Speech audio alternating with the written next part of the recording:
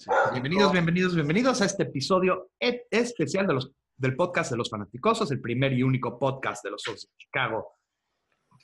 100% dedicado a los Osos de Chicago, en español. Mi nombre es David, estoy con Antonio y hoy tenemos un invitado especial, Raúl Alegre. Buenos días, Raúl, ¿cómo estamos? Bien, gracias. ¿Ustedes qué tal? Muy bien y muy agradecidos contigo y con tu tiempo. Nada más un poquito del background de Raúl. Es nacido en Torreón, Coahuila. Raúl es egresado de la Universidad de Texas Cotton Horns, donde fue walk-on, o sea, un jugador sin beca, y fue titular por 2 años. Fue firmado como agente libre por los Cowboys, aunque finalmente nunca jugó por ellos, pero formó parte de los Baltimore Colts y después se mudó con ellos a Indianapolis, donde estuvo con ellos también. Fue campeón de Super Bowl con los New York Giants y finalmente acabó su carrera con los New York Jets. 2 equipos de Super Bowl, jugó 1. Raúl, bienvenido. Gracias, muy amable. Te agradezco la reseña, muy precisa, por cierto. Por si no había alguien que no lo conociera todavía, ¿verdad? Nosotros, Raúl. Oye, espérame, creo que la misma página de ESPN dice que jugué 11 años y les digo que son solamente 9, pero ya no le han hecho el cambio. La verdad es que nosotros siempre tenemos muchos aficionados que apenas se están metiendo al fútbol americano, especialmente algunos en Sudamérica, algunos en España. Entonces siempre no tomamos por hecho que gente conoce a gente un poco de más veteranos de la carrera, y nos encanta poder abrirle los ojos a la historia del fútbol y a todo, ¿no? Y con eso en mente, Raúl, tú has tenido muchos coequiperos increíbles. ¿Has tenido un favorito? Hay varios, y cada quien representa algo diferente. Sin lugar a dudas, el más talentoso, el más trascendental fue Lawrence Taylor. O sea, ver jugar a Lawrence Taylor, ser compañero de Lawrence Taylor, fue algo muy especial. Yo tenía la suerte que cuando pateaba, los dos jugadores en las alas, del lado izquierdo era Lawrence Taylor, del lado derecho era Harry Carson, o sea, 2 futuros miembros del Salón de la Fama, y nadie entraba por ahí, o sea, los jugadores que querían presionar por los costados quedaban hechos pedazos, y aparte por el medio tampoco. Eso también te da una idea de la importancia que le daba Bill Parcells a los equipos especiales. Hoy en día muchos jugadores que son estrellas no quieren participar en equipos especiales, pero Lawrence y Harry fueron jugadores que nunca les importó, siempre por el bien del equipo. Ellos serían los 2 más importantes que tuve en mi carrera. Hay otros, bueno, Phil Simms fue muy buen quarterback.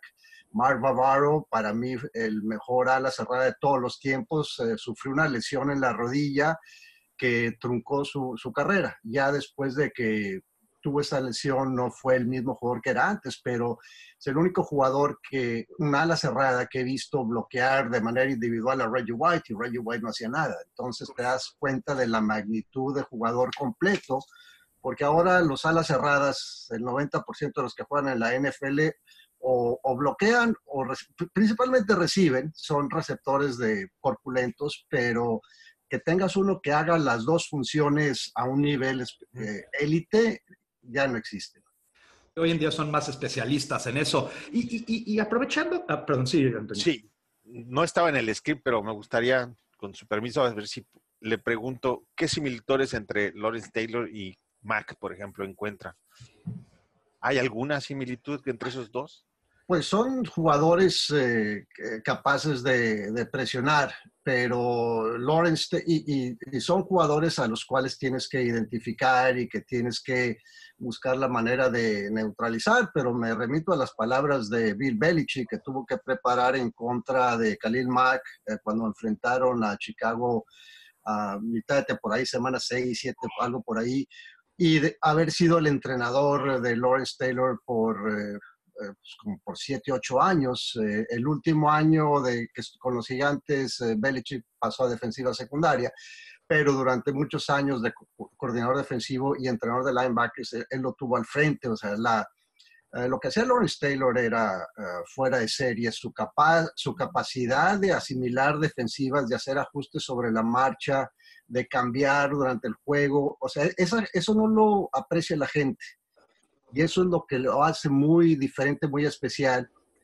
Y esas son las palabras de Bill Belichick, que tuvo que enfrentar a Khalil Mack, a quien le tiene mucho respeto y que hoy en día es el linebacker. Bueno, pues está el argumento, él o Von Miller. A mí me gusta más Khalil Mack que Von Miller, o sea, en la posición de linebacker. Y Khalil Mack tiene la versatilidad también de jugar en la línea, que fue algo que hizo con Raiders, un jugador que lo puedes utilizar de varias maneras. Y para mí presionando es el más peligroso que hay en la NFL hoy en día en esa posición. Obviamente tienes a Aaron Donald por el centro, estamos hablando de dos jugadores diferentes, dos posiciones diferentes, pero pues no por nada son los mejores pagados defensivamente que hay en la NFL.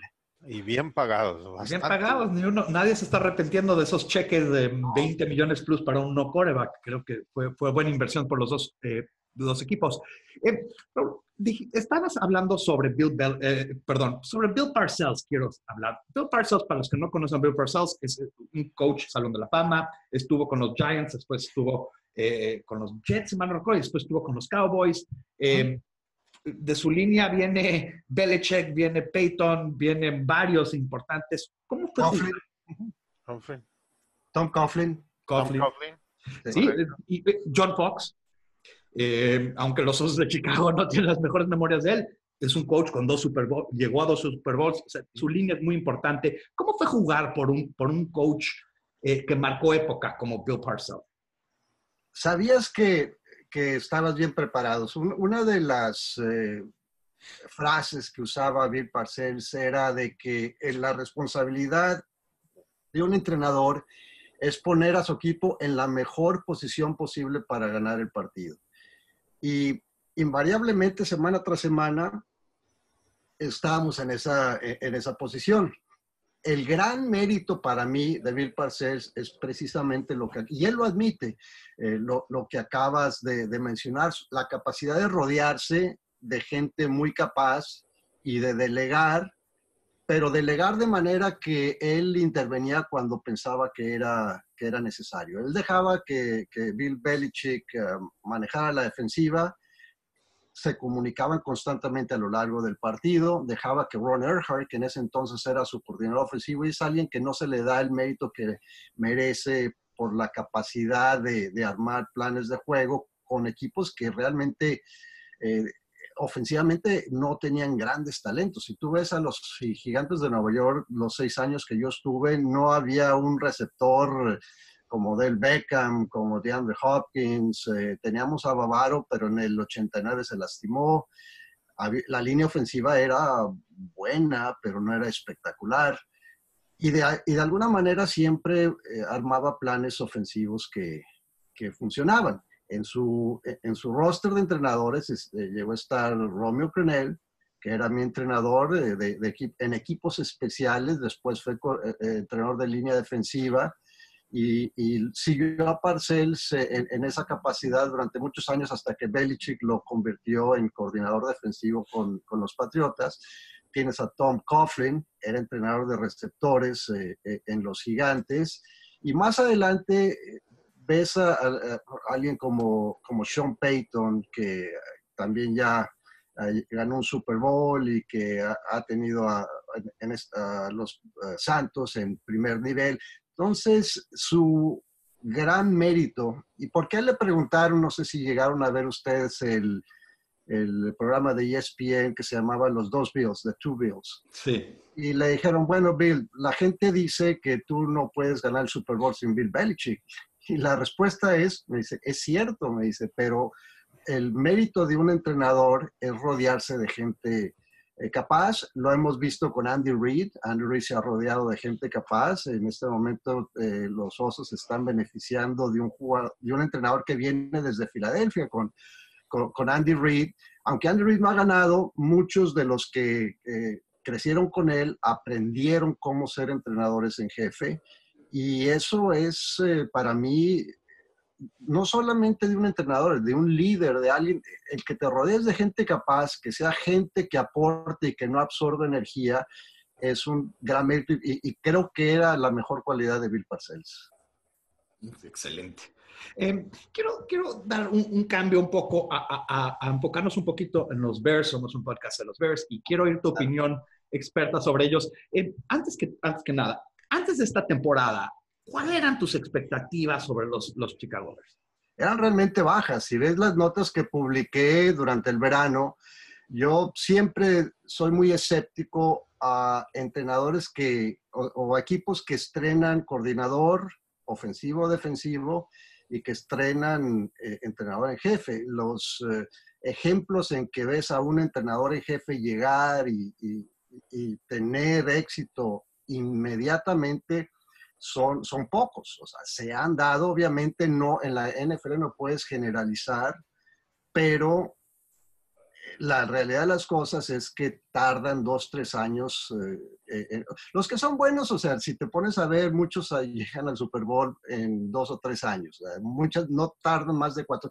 Si tu entrenador no ha llegado en 4 años, las posibilidades de que lleguen son menores. Yo veía a Matt Nagy, en realidad, pues estuvo un año de coordinador en Kansas City, había manejado los quarterbacks, no había historia, no sabía yo qué tipo de entrenador iba a ser.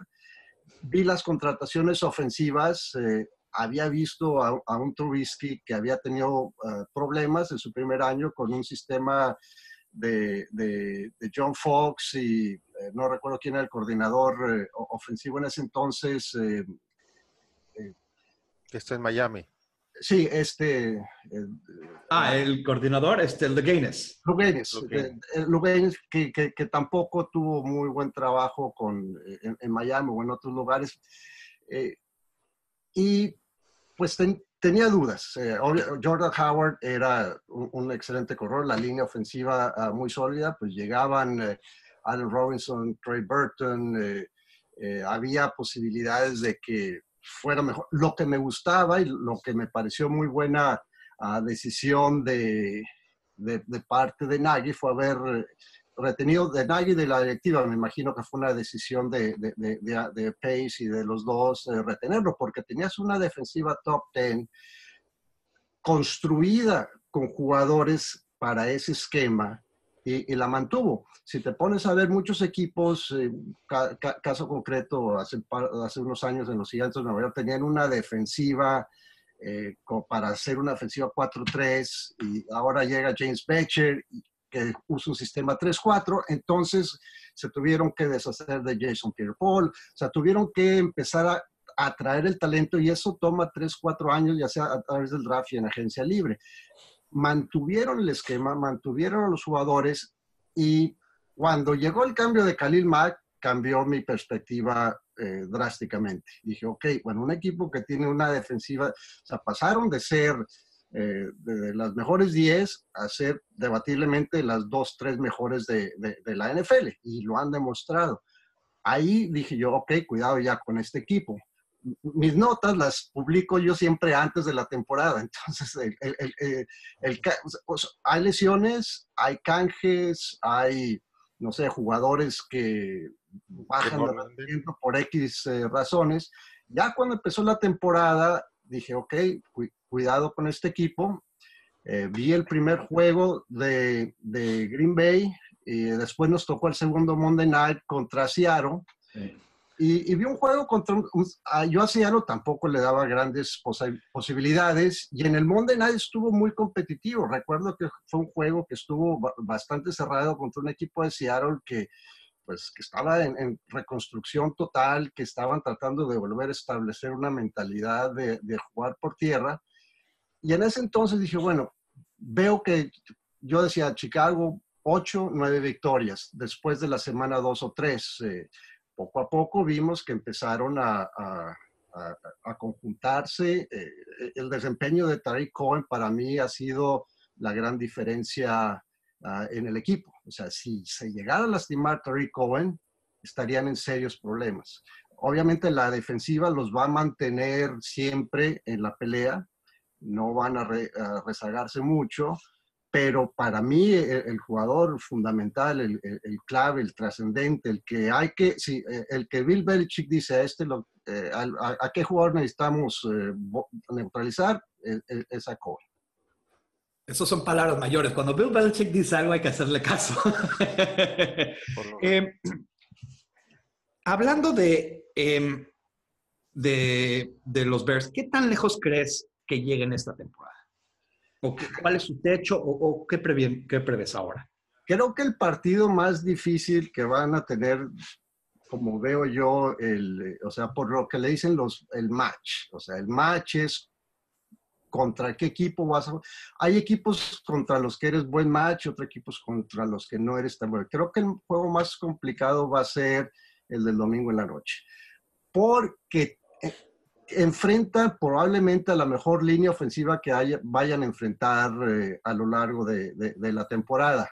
No sé qué tan bien esté Jason Peters. Para mí eso ha estado con lesiones a lo largo. En el partido, creo que lo descansaron la semana pasada, pero en el partido contra Houston empezó y se lastimó, y cuando entró Vitaia Jalopalivati baja considerablemente el rendimiento de Filadelfia.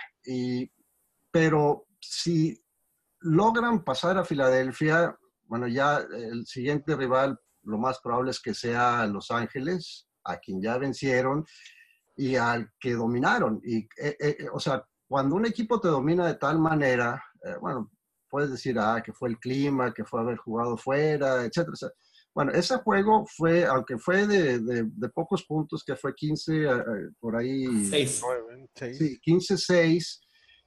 Fue un juego en que Los Ángeles nunca estuvo en el partido. O sea, lo veías dominado. En el caso de Goff, que lanzó 4 intercepciones, se veía totalmente nervioso, intimidado.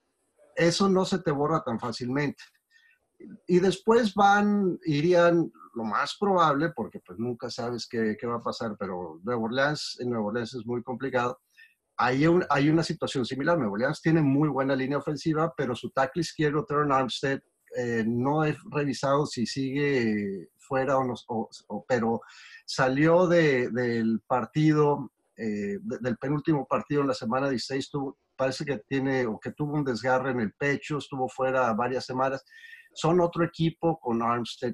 Si Armstead no juega, creo que Chicago podría llegar al Super Bowl. O sea, que podrían neutralizar ese ataque terrestre, porque la ofensiva de Nueva Orleans sin Armstead fue muy diferente durante 3-4 juegos. Vimos el partido contra Dallas y o sea, después del juego de Filadelfia vinieron mucho a menos, pero con Armstead es otro equipo diferente. Pero la prueba principal la van a tener el domingo contra Filadelfia, precisamente porque enfrentan a una línea ofensiva muy buena. La defensiva de Filadelfia en realidad no es una defensiva que impresiona, ni mucho menos. La línea es muy buena, muy buena. Si logran proteger y correr, y si en el caso de Cohen puede ser el factor que ha sido a lo largo y que lo combinen bien con Howard,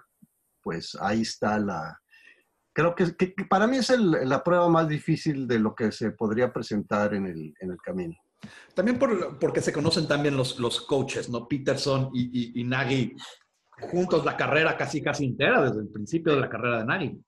Sí, claro, ese es un aspecto que los dos son esquemas prácticamente idénticos, y obviamente las defensivas sí hay mucha diferencia de Chicago a Filadelfia, pero pues eso influye. Entonces, es un trabajo más para la ofensiva de Chicago, o sea, es decir, debemos de pedirle menos en este juego a la defensiva de Chicago y que la presión del juego esté sobre la ofensiva, en este caso. Pienso que la ofensiva de Chicago debe de controlar el partido.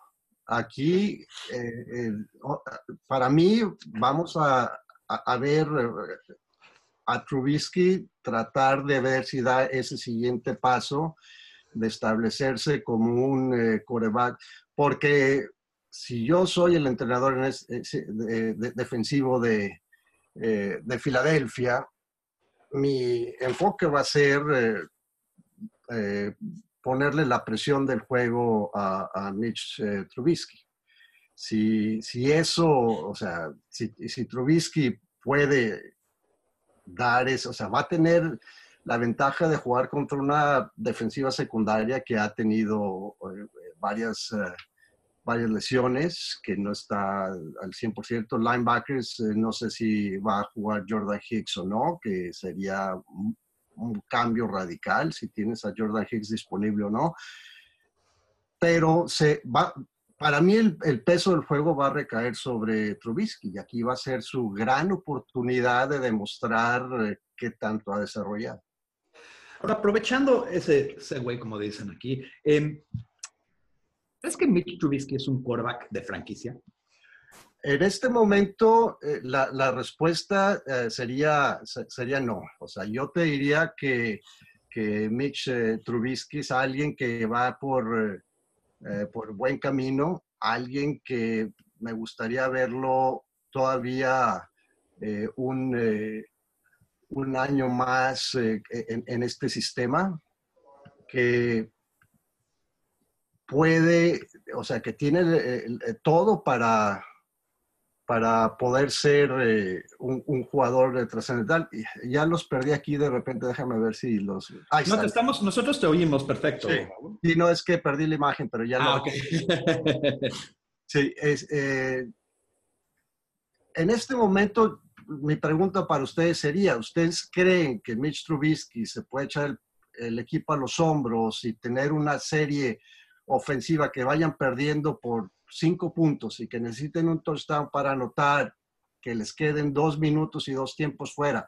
Ustedes como fans que lo ven semana tras semana, ¿se sienten confiados de que los pueda sacar adelante? Y les pido una respuesta honesta, no apasionada.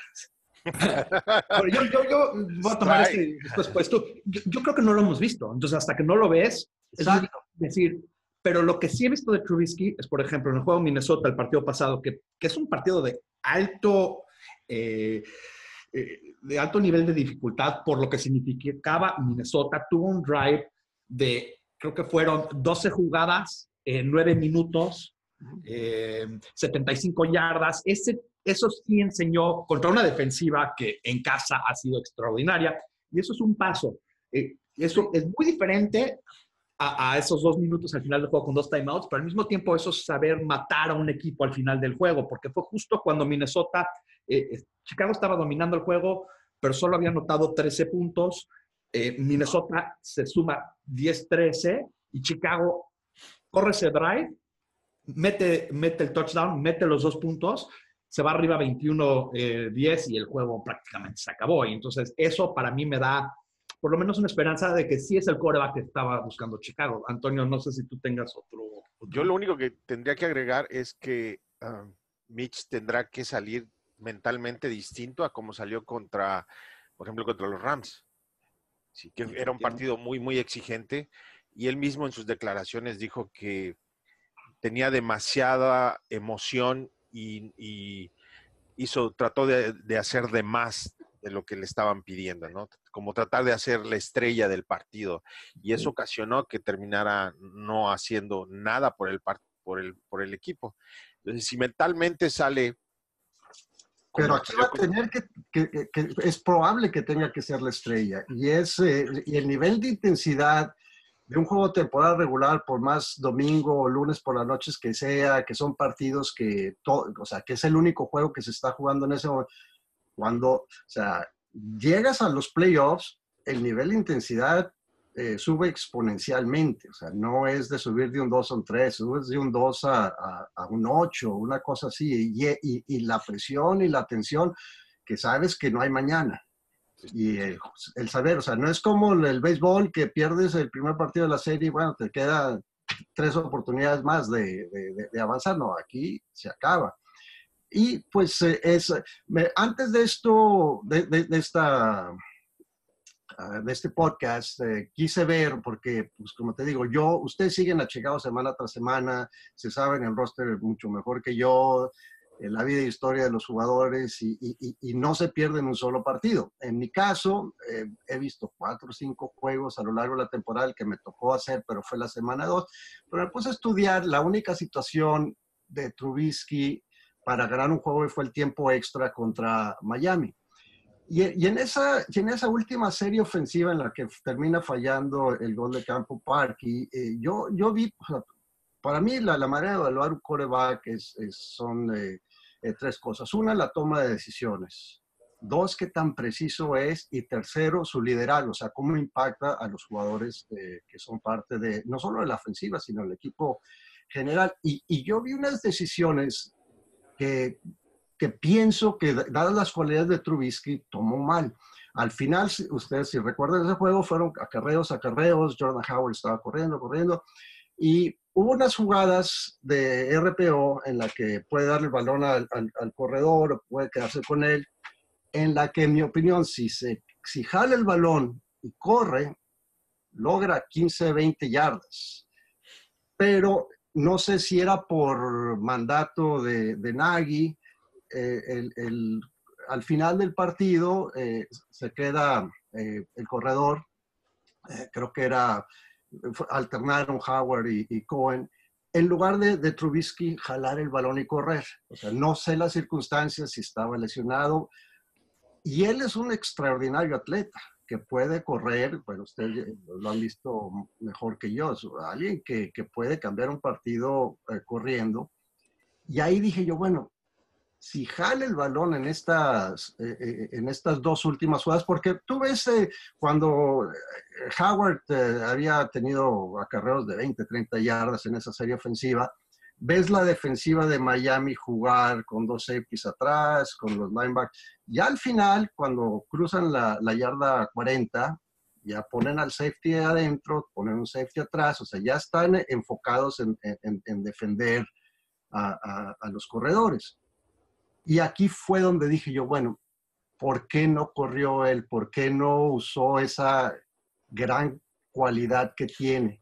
No le iban a mandar pases, o sea, porque se veía que no le tenían la confianza y pues la defensiva de pase de Miami es bastante buena. Pero corriendo, digo yo, ¿por qué aquí no ejecutó jalar el balón y tratar él de conseguir el acarreo por afuera y darle una oportunidad más asequible a Cody Parkey? Sí, ha sido un altibajo, la verdad. Trubisky en ese punto de la temporada tenía muy pocos starts. Yo siento que ahí todo, como dicen, a veces se aprende más de las derrotas que de las victorias. Ya ha venido un poco en ascenso los últimos 3, 4 juegos. Es lo que iba a decir. Sí, correcto, que a final de cuentas sí ha subido un poquito de escalón, sino como cohete, como en el caso de Mahomes, que ha sido totalmente vertical, ¿no? Sí. Pero sí digamos que ha tenido una ascendencia constante hacia arriba. Y creo que sí, todos estamos de acuerdo que este juego va a ser su examen de final. No hay que decir final porque esperemos que no lo sea, pero sí, estoy de acuerdo. Pero la pregunta era si es ahora quarterback franquicia. En este momento yo, digo, no es, pero no. En la nota que acabo de escribir dije que le quería dar otro año antes de decir si era, precisamente la nota fue acerca de los quarterbacks franquicia que considero yo en la NFL, y le digo, bueno, me reservo el derecho de evaluarlo hasta que esté en su segundo año con este entrenador. Yo creo que los de Chicago, Raúl, como entiendes, tenemos un estándar un poco más accesible para quarterback franquicia, porque nosotros, la mayoría de nuestros récords los tiene Sid Luckman, y Sid Luckman no juega desde los 40, 50. Entonces, y Jay Cutler, ¿no? Y Jay Cutler y Eric Kramer, nombres conocidos a todos los que no son aficionados de los Chicago Bears, ¿no? Desafortunadamente, Cutler es famoso por otras cosas, no tanto por el fútbol americano. Pero bueno, quiero mudarme un poco al lado defensivo del balón, porque creo que es el lado fuerte, creo que todo el mundo lo acepta, pero ¿con qué defensiva compararías históricamente a esta defensiva o es un poco diferente? con la de San Francisco, que manejaba Vic Fangio en el 2002, son muy similares. Si te pones a ver las funciones de Khalil Mack son similares a las que tenía Aldo Smith, se combina con el jugador, creo que es Akeem Hicks, el que juega por ese lado, y hacen, uno jala, o sea, entre los dos se cruzan bien. Para mí, pues el mismo coordinador era Fangio, o sea que la compararía con la defensiva acuérdate que esa defensiva de San Francisco fue imponente, que si mal no recuerdo, creo que en 2012 no les anotaron touchdown por tierra como hasta la semana 12 o 13, una cosa así por el estilo, pero tienen las mismas características. Esa defensiva tenía linebackers impresionantes y para mí son muy similares, mismo esquema, mismo coordinador y mismo tipo de jugadores. Y tocando Fangio, otra vez un poquito al lado. Antonio, tienes una pregunta sobre Fangio, ¿no? Sí, sí, se rumora que tiene entrevista con... No se rumora. Tiene una entrevista con Miami y otra con Denver, que por esta semana no puede ser, tendría que ser hasta la próxima, lo cual complica la preparación del juego en caso de que pasen, pero bueno, esa es otra historia. El asunto es si Fangio, ya estando tanto tiempo en la liga, tiene cualidades para ser un head coach. ¿Lo ve en la liga como alguien que puede ser head coach? Porque siempre ha tenido oportunidades, pero nunca nadie le ha dado esa oportunidad. Bueno, entrevistas sí, oportunidades, ¿no? Sí, pues quizás sería algo similar a lo que pasó con Bruce Arians, que también tuvo muchos años como asistente, tuvo entrevistas y nadie lo tomó en cuenta y llegó ya a una edad avanzada a tener la oportunidad de ser entrenador en jefe. Él ha estado con muchos entrenadores de buen nivel, ha demostrado que como asistente es excelente y yo siento que merece la oportunidad. Sí, de que merece la oportunidad, creo que hay muy poca gente que argumentaría del otro lado. Pero ¿tú crees que la edad, y me gustó mucho tu ejemplo de Arians, ¿tú crees que la edad ha sido el factor que no se lo dan o hay otra cosa ahí que igual no conocemos? Mira, hay muchos entrenadores que no les va bien en las entrevistas, que son excelentes. O sea, Mike Zimmer es otro ejemplo, que alguien también de la defensiva que tuvo entrevista tras entrevista tras entrevista hasta que alguien le dio la oportunidad. En Minnesota, para beneplácito de ustedes, cometieron el gran error de echar la casa por la ventana, porque ahí sí te digo, no es un quarterback franquicia, ni será nunca un quarterback franquicia. Pero pues eso va a retrasar al equipo de Minnesota. Bueno, ya lo vimos, o sea, fue evidente esta temporada. Te digo, yo eso lo comento cuando firmó el contrato, ese fue lo que escribí, o sea, que yo pensaba que había sido un tremendo error haber dado, creo que fueron 84 millones garantizados a un quarterback que nunca había demostrado tener la capacidad de, como te digo, de tomar buenas decisiones, de actuar con presión o sea, es un buen tipo, una buena persona, etcétera. Pero bueno, regresando a Zimmer, tardó en que le dieran su oportunidad. Arians tardó en que le dieran su oportunidad. Ambos hicieron grandes cosas, no llegaron al Super Bowl, pero Arians llevó a Arizona al campeonato de conferencia cuando perdieron contra Carolina. Zimmer el año pasado contra Filadelfia con el milagro y lo que quieras, pero llegaron al campeonato de la conferencia. O sea, que son entrenadores que a pesar de todos los años que fueron asistentes y asistentes muy reconocidos, a la hora de entrevistar, y esto lo escuché de gente en ESPN que has trabajado en gerencias y en directivas de equipo, pues hay entrenadores que tú dices, pues no me convenció, y hay otros que llegan y te deslumbran y que dices tú, wow, este es mi candidato, y no funcionan. Yo creo que su currículum a lo largo de los años, más que justifica el que le den la oportunidad. ¿Se la darán? Yo pienso que sí, yo pienso que ahora, depende del equipo, porque la tendencia ahora es a buscar un Sean McVay, a un Matt Nagy, a un Doug Peterson, sobre todo si tienes a un entrenador en jefe, pero un quarterback joven con muchas posibilidades. Vas a buscar un entrenador en jefe que lo pueda desarrollar. Y en el caso de Vic Fangio, pues no sé, o sea, si te pones a ver las vacantes que hay, quizá la de... A ver, ¿quién dijiste? Denver y Miami son los dos que están queriendo Entrevistar. lógico Se pidieron para entrevistar. Para mí serían dos, porque ambos tienen buenas defensivas, ninguno tiene la posición de quarterback establecida, y si van a ganar primero con defensiva. En el caso de Arizona, pues ya probaron un entrenador de corte defensivo con Wills. Creo que fue injusto que lo despidieran después de un año, pero así es la... Y lo de Wills también, doblemente injusto porque le trataron de forzar de cambiar de un 3-4 a un 4-3 en un año y después lo despiden. No hay una lógica ahí sobre el poco tiempo que le dieron, salvo de que no querían a alguien ofensivo desde el principio, lo habrán contratado. Bueno, bien, no sé. o sea, sí. Bueno, pero con el bar que tomaron, tienen que ir todos sobre eso. ¿No? Sí. Sí. Pero ese es un error.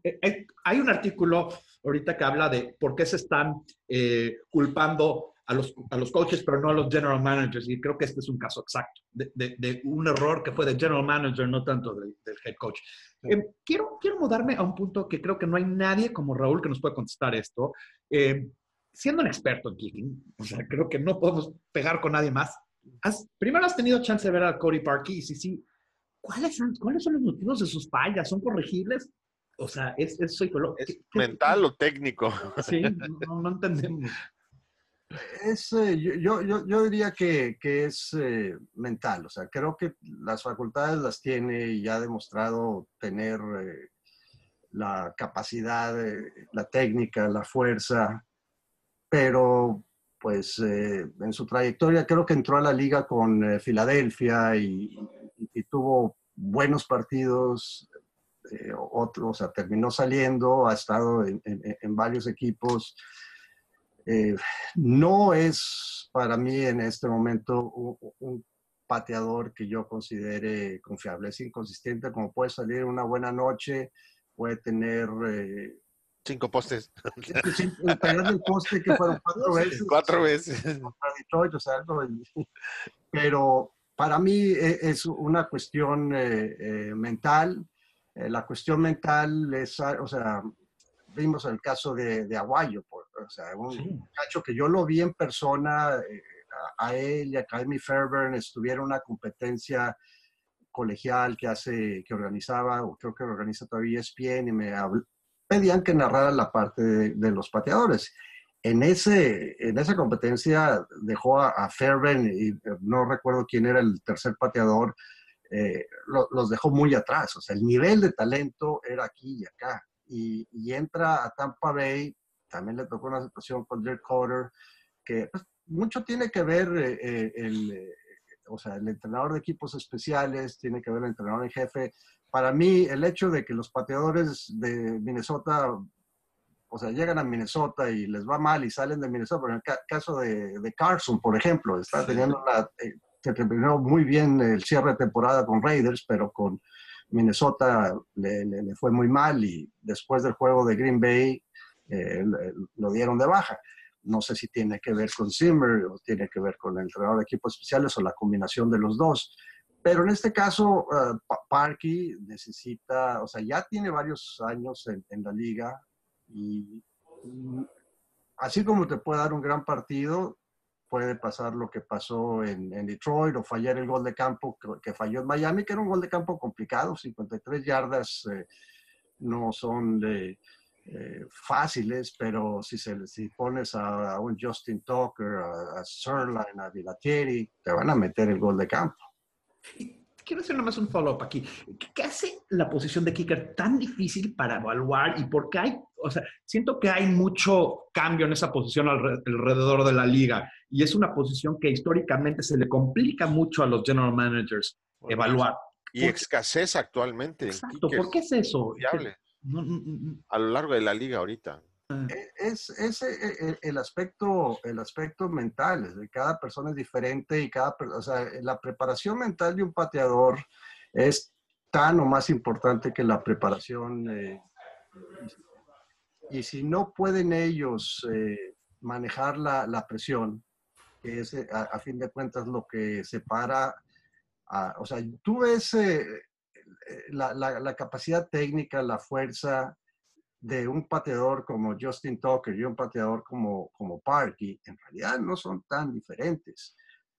Lo que aquí es lo que los distingue unos de otros. Uno entra al partido sabiendo que va a meter gol de campo. El otro entra esperando meter gol de campo. Entonces, una mentalidad muy, muy diferente. Sí, muy buen punto. Ya para cerrar, obviamente este domingo en la tarde, es el partido de los de Chicago contra Filadelfia. ¿Un pronóstico para este partido, Raúl? Yo me apego a lo que he escrito a lo largo de la temporada. Mencioné hace como 6, 7 semanas que yo veía a Chicago ganando el primer juego de comodines. Veía muy difícil que alcanzaran a Los Ángeles y que alcanzaran a Nueva Orleans, que así sucedió, pero sí los veo avanzando contra Filadelfia. Va a ser más complicado de lo que se anticipa, porque Filadelfia pues estuvo en el Super Bowl, el equipo le responde a Nick Foles, pero al final no creo que tengan una defensiva de linebackers para atrás capaz de ganar. O sea, va a ser un juego bien interesante. O sea, me toca narrar el partido antes, el Baltimore contra Los Ángeles, y después ya me siento a ver el partido de Filadelfia-Chicago. Bueno, no va a sufrir como nosotros, pero sí lo va a ver. Muchos quarterbacks de esa clase que se decía que era pésima clase para quarterbacks, los 3 están en el Super Bowl. Perdón, en los playoffs.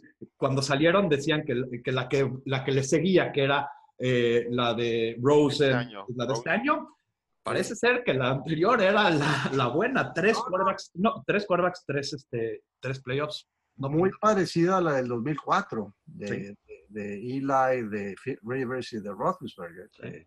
O sea, 3 de primera ronda que... yo a Mahomes lo vi jugar en Texas Tech y la verdad era un súper talento. O sea, ahí se veía pero era muy indisciplinado. No es su persona, sino en la manera de jugar. Y pues obviamente con Andy Reid es otro jugador diferente. Deshaun Watson, pues lo vimos contra Alabama en 2 finales, dar 2 tremendos partidos. Y Deshaun Watson, antes de su lesión en la rodilla, iba más o menos igual que como empezó Mahomes esta temporada, me refiero al 2017, y empezó muy lento, se veía que no tenía confianza. Y en el caso de Trubisky, pues el hecho de que no jugó de titular más que creo que 13 partidos en Carolina del Norte, entró un sistema con Dowell Lugans, creo que. Dowell, sí, exacto. Y un sistema más conservador. Y ahora tiene, para mí, el entrenador ideal. Entonces, hay que darle un año más, pero sí pienso que estos 3 jugadores son especiales. Y del lado de la conferencia americana, ¿cuál es el más probable de llegar a Super Bowl? Bueno, la gente se rió de mí cuando dije que Baltimore iba a representar a la americana en agosto. O sea, yo hago mis predicciones antes de lesiones, antes de cambios. Hay veces en que se lesiona la mitad del equipo y pues eso no tienes control, pero a mí Baltimore me parece el equipo más peligroso. No pensaba que Lamar Jackson iba a ser su quarterback. Cambiaron, pero la manera como cerraron la temporada es impresionante. Igual, es un equipo que juega muy bien a la defensiva y que hace una ofensiva de high school. O sea, la ofensiva... Sí. Parece el double wishbone, como dicen, pues, el option, ¿no? Es la optativa, o sea, es una... pero los equipos de la NFL no están acostumbrados a defenderla como se defienden en las prepas, en los high schools. Entonces, para mí es o sea, obviamente Kansas City lo tienes que tomar en cuenta y pues se van a enfrentar, ¿no? Si avanzan los dos, bueno, depende de lo que probablemente Houston llega como el tercero, Baltimore como el cuarto. Si ganan Houston y Baltimore, pues sería Baltimore-Kansas City el siguiente partido. Nosotros tuvimos un podcast al principio de la temporada. El primer partido de la pretemporada fue el juego del Salón de la Fama donde Chicago jugó contra Baltimore. Y en pasando, entrevistamos a alguien de Baltimore y dijimos, nos vemos en el Super Bowl, poco pensando que iba a poder ser una realidad. Y hoy en día volteamos y puede ser que se dé. Ya no está tan lejos. Vamos a parecer profetas si se da ese Bueno, Raúl, te queremos agradecer de verdad todo tu tiempo. La verdad, nos diste una lección de fútbol y la verdad te agradecemos muchísimo tu tiempo y todo. Una gran plática. Una gran plática. Y siempre estarás invitado. Esto es tu casa. Y la verdad, los que tienen la chance de oír a Raúl en ESPN narrando partidos, excelente en todo lo que hace. Y la verdad, te lo agradecemos. Yo el Monday Night lo pongo en español. Sí, no. Gracias. Siempre, sin duda. Bueno, muchísimas gracias y que tengas excelente día y nos vemos, esperemos, muy pronto. Bueno, suerte el domingo. Gracias. Gracias. Que les va bien. Muchas gracias.